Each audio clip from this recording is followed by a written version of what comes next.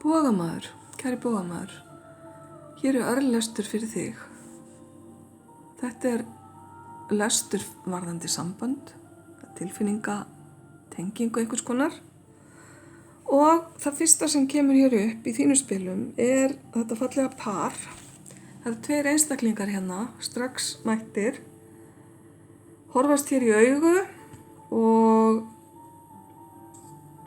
þessi fallegu liljur fylgja þeim. Þetta eru einstaklingar sem eru þroskaðir, ef til vill komnir yfir miðjan aldur. Það er rómantík sem svífur hérna yfir vötnunum og tilfinningar í gangi fer ekkert á milli mála.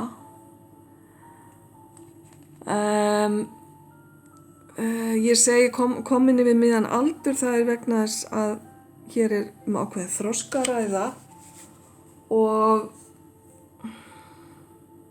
ákveðna reynslu. Það eru reynslu miklir aðilar.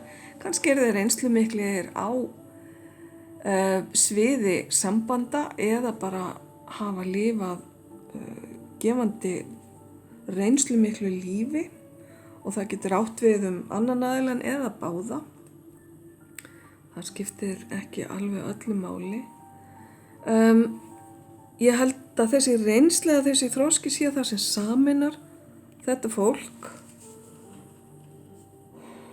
og það er mikið rólegheit og svona stabilitet eða svo ég sletti nú ekki stöðuleiki yfir vötnum hérna. Lítur bara ljómandi vel út, skemmtilegt. Höldum aðeins áfram.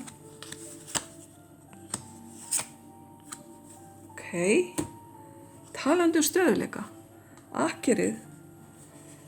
Hér er bara meiri stöðuleiki og öryggi og það er það sem ég held að þessir einstaklingar þurfa allavega í dag eins og staðan er.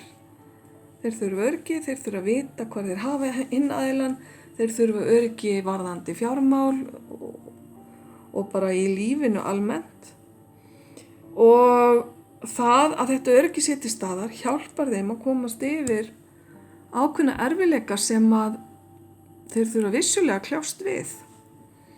Hvaða erfiðleikar það eru veit ég ekki.